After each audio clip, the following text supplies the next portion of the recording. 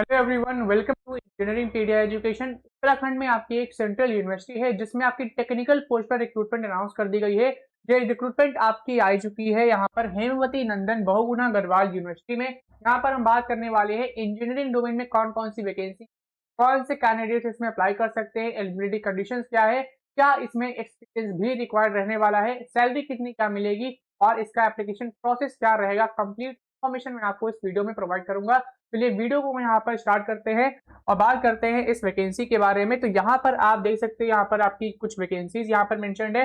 Group B की जो vacancy है ये आपकी डायरेक्ट रिक्रूटमेंट है और इसमें अगर आप देखोगे यहाँ पर पोस्ट वाइज वैकेंसीज कितनी है, तो पहले यहाँ पर बात करते हैं कुछ आपकी पोस्ट है। जैसे असिस्टेंट की पोस्ट है, इसमें आपकी 7, आपकी टोटल यहाँ पे 12 वैकेंसी है। फिर प्राइवेट सेक्रेटरी में आपकी 1 वैकेंसी है। बात करते हैं इंजीनियरिंग डोमेन में आपकी कौन कौन सी यहाँ पर वैकेंसी है, तो यहाँ पर आपकी एक है सीनियर टेक्निकल असिस्टेंट ऑटोकैड में, टोटल नंबर ऑफ वैकेंसी आपकी 1 है। सीनियर टेक्निकल असिस्टेंट HPPRAC आपकी 1 वैकेंसी है। असिस्टेंट इंजीनियर सिविल में यहाँ पर 1 वैकेंसी रहने वाली है। इसके अलावा जूनियर इंजीनियर सिविल में आपकी यहाँ पर 2 वैकेंसी है। जूनियर इंजीनियर इलेक्ट्रिकल फील्ड में आपकी यहाँ पर 2 वैकेंसी है। Senior technical assistant ICT field में आपकी यहाँ पर 3 वैकेंसी रहने वाली है। ठीक है, तो ये आपकी यहाँ पर जो है ये टेक्निकल आपकी पोजीशन है। इसके अलावा assistant information and public relation officer भी आपकी वैकेंसी है, लेकिन टेक्निकल वैकेंसी आपकी यहाँ पर सीनियर टेक्निकल असिस्टेंट एक ये टेक्निकल वैकेंसी है। सीनियर टेक्निकल असिस्टेंट HAPRAC एक ये वैकेंसी है।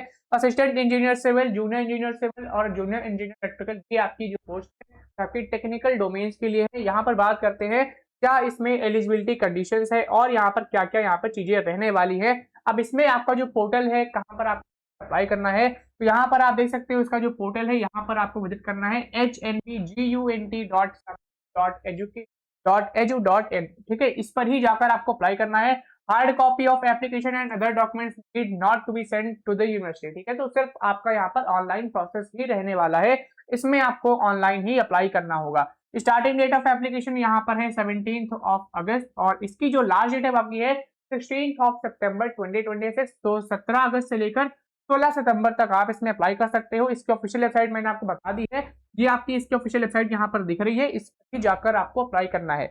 एप्लीकेशन फी अगर आप देखोगे तो अनरिजर्व कैटेगरी या अगर आप ओबीसी कैटेगरी से हो या अगर आप ईडब्ल्यूएस कैटेगरी से हो तो 1000 रुपीज आपकी यहाँ पर एप्लीकेशन फी रहने वाली है। इसके अलावा SC ST PWBD कैटेगरी और अगर आप वीमेन हो तो फिर आपको यहाँ पर 500 रुपीज ये एप्लीकेशन फी यहाँ पर पे करनी होगी। ठीक है, मीडियम आप यहाँ पर चेक कर सकते हो कैसे क्या इसका फी आपका रहेगा।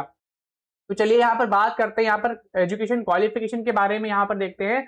तो वो आपका यहाँ पर देखेंगे हम टेक्निकल फील्ड्स का, हम यहाँ पर एजुकेशन क्वालिफिकेशन डिस्कस करेंगे। तो यहाँ पर आपकी जो पहली है वो आपकी है senior technical assistant AutoCAD. Total number of vacancy सिर्फ और सिर्फ यहाँ पर आपकी 1 है।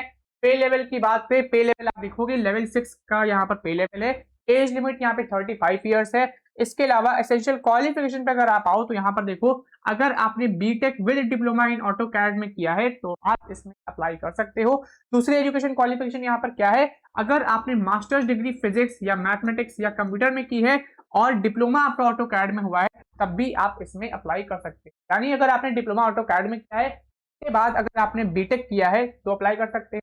डिप्लोमा इन ऑटोकैड करने के बाद आपने मास्टर्स डिग्री फिजिक्स या मैथमेटिक्स या कंप्यूटर साइंस में तो फिर आप इसमें अप्लाई कर सकते हो। मोड ऑफ रिक्रूटमेंट ये आपका एक डायरेक्ट रिक्रूटमेंट प्रोसेस रहने वाला है।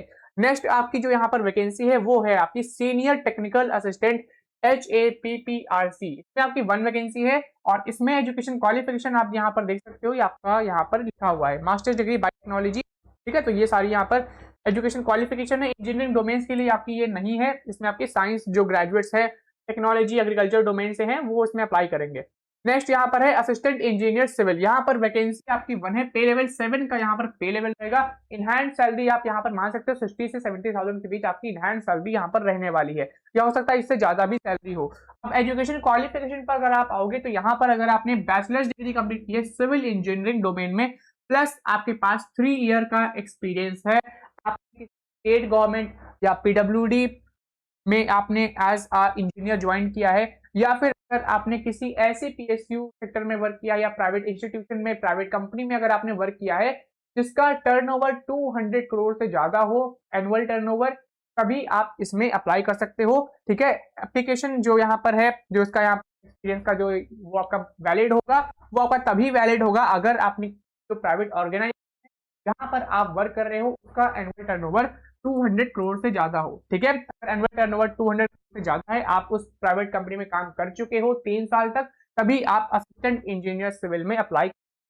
ठीक है, डिजायरेबल यहाँ पर देख सकते हो, डिजायरेबल में क्या मेंशन्ड है, knowledge of computer aided design CAD और आपका लेटेस्ट मैनेजमेंट टेक्नोलॉजी। ठीक है, ये आपका डिजायरेबल क्वालिफिकेशन है। मोड ऑफ रिक्रूटमेंट आप पर रहने वाला है। नेक्स्ट आपकी जो वैकेंसी है वो आपकी यहाँ पर रहने वाली है जूनियर इंजीनियर सिविल की। जूनियर इंजीनियर सिविल की अगर आप यहाँ पर वैकेंसी देखोगे तो वो आपकी यहाँ पर मेंशन्ड है। तो यहाँ पर अगर हम बात करें जूनियर इंजीनियर सिविल की, टोटल नंबर ऑफ जो वैकेंसीज हैं वो यहाँ पर आपकी 2 हैं। इसमें पे लेवल 6 आपका रहेगा, असिस्टेंट इंजीनियर का जो पे लेवल है वो आपका यहाँ पर 7 है। ठीक है, इसमें सैलरी आपकी थोड़ी असिस्टेंट इंजीनियर से कम रहेगी, यानी कि आप मान सकते हैं यहाँ पर 50 से 60,000 के बीच यहाँ पर सैलरी आराम से रहेगी। अब इसमें क्वालिफिकेशन क्या है, बैचलर्स डिग्री अगर आपने सिविल इंजीनियरिंग में की है प्लस आपके पास 1 ईयर का एक्सपीरियंस है तो अप्लाई कर सकते हो। ठीक है, यहाँ पर कहने का मतलब है अगर आपने बीई या फिर अगर आपने बीटेक किया है प्लस आपके पास 1 ईयर का एक्सपीरियंस है तो अप्लाई कर सकते हो।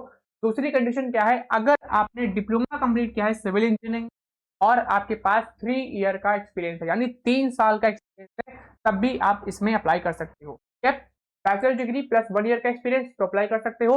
डिप्लोमा इन इंजीनियरिंग किया है सिविल इंजीनियरिंग में प्लस 3 ईयर का एक्सपीरियंस है इस फील्ड में, तब भी आप यहाँ पर अप्लाई कर सकते हो। रिक्रूटमेंट टाइप आपकी एक डायरेक्ट रिक्रूटमेंट यहाँ पर रहने वाली है। नेक्स्ट आपकी यहाँ पर पोजीशन है junior engineer electrical, total number of vacancy आपकी 2 है, पे लेवल 6 है, अपर एज लिमिट यहाँ पे 35 ईयर्स है। क्वालिफिकेशन की बात करें, बैचलर डिग्री अगर आपने इलेक्ट्रिकल इंजीनियरिंग में की है प्लस 1 ईयर का एक्सपीरियंस है तो फिर आप इसमें कर सकते हो। दूसरी कंडीशन क्या है, अगर आपने डिप्लोमा किया है इलेक्ट्रिकल इंजीनियरिंग में प्लस 3 ईयर का एक्सपीरियंस है तो भी आप इसमें अप्लाई कर सकते हो।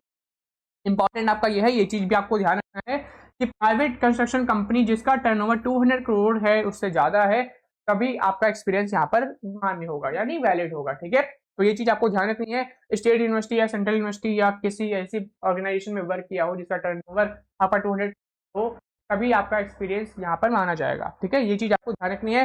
डिजायरेबल देख सकते हो, वर्किंग नॉलेज अगर नॉलेज है तो फिर आपको यहाँ पर प्रेफरेंस भी मिलेगी। डायरेक्ट रिक्रूटमेंट आपकी ये रहने वाली है, ये सारी डिटेल्स मैंने आपको बता दी। नेक्स्ट यहाँ पर जो पोजीशन है वो आपकी है senior technical assistant ICT, total number of vacancies यहाँ पर आपकी 3 है। ठीक है, पे लेवल 6 के अकॉर्डिंग सैलरी मिलेगी। क्वालिफिकेशन पर आते हैं, अगर आपने बीई बीटेक कंप्यूटर साइंस में किया है या आईटी में किया है तो अप्लाई कर सकते हो। अगर आपने मास्टर्स इन कंप्यूटर एप्लीकेशन यानी एमसी का तो भी अप्लाई कर सकते हो। अगर आपने एमएससी कंप्यूटर साइंस या आईटी फील्ड में की भी अप्लाई कर सकते हो, लेकिन इससे ज्यादा जरूरी आपका है कि आपका 3 ईयर का एक्सपीरियंस आपके पास होना चाहिए सॉफ्टवेयर डेवलपमेंट या सॉफ्टवेयर मेंटेनेंस। ठीक है, यानी अगर आपने बीटेक प्लस 3 ईयर का एक्सपीरियंस है तो अप्लाई कर सकते हो। एमसीए किया है प्लस 3 साल का एक्सपीरियंस है तो भी अप्लाई कर सकते हो। एमएससी किया है कंप्यूटर साइंस में या आईटी में प्लस 3 साल का एक्सपीरियंस है तब भी आप यहाँ पर अप्लाई कर सकते हो। ठीक है, मिनिमम क्वालिफाइंग जो मार्क्स, मिनिमम जो आपका यहाँ पर डिग्री में जो मार्क्स होना चाहिए वो आपका यहाँ पर 55% मार्क्स कम से कम आपकी डिग्री में होने चाहिए जो भी आपने डिग्री कंप्लीट की है। मोड ऑफ रिक्रूटमेंट आपका ये एक डायरेक्ट रिक्रूटमेंट प्रोसेस यहाँ पर है। ठीक है, तो बहुत ही अच्छी अपॉर्चुनिटी है, इसमें जरूर अप्लाई करें। तो इंजीनियरिंग डोमेन से रिलेटेड हमने यहाँ पर देख ली कौन कौन सी यहाँ पर पोजीशन रहने वाली है। एप्लीकेशन मैंने बता दी है, 16 सितंबर से पहले आपको इसमें अप्लाई कर देना है। कंप्लीट यहाँ पर ऑनलाइन प्रोसेस इसका रहेगा, आपको इसकी ऑफिशियल वेबसाइट पर ही जाकर अप्लाई करना होगा। ठीक है, अब इसमें सिलेक्शन का जो प्रोसेस यहाँ पर रहने वाला है, इसमें आपका रिटन एग्जाम नहीं कंडक्ट किया जाएगा, इसमें आपका इंटरव्यू नहीं कंडक्ट किया जाएगा, इसमें आपका रिटन टेस्ट या स्किल टेस्ट, ठीक है, आपकी पोस्ट पर डिपेंड करेगा। हो सकता है यहाँ पर रिटन टेस्ट कंडक्ट कराया जाए जिसके बेसिस पर यहाँ पे सिलेक्शन होगा।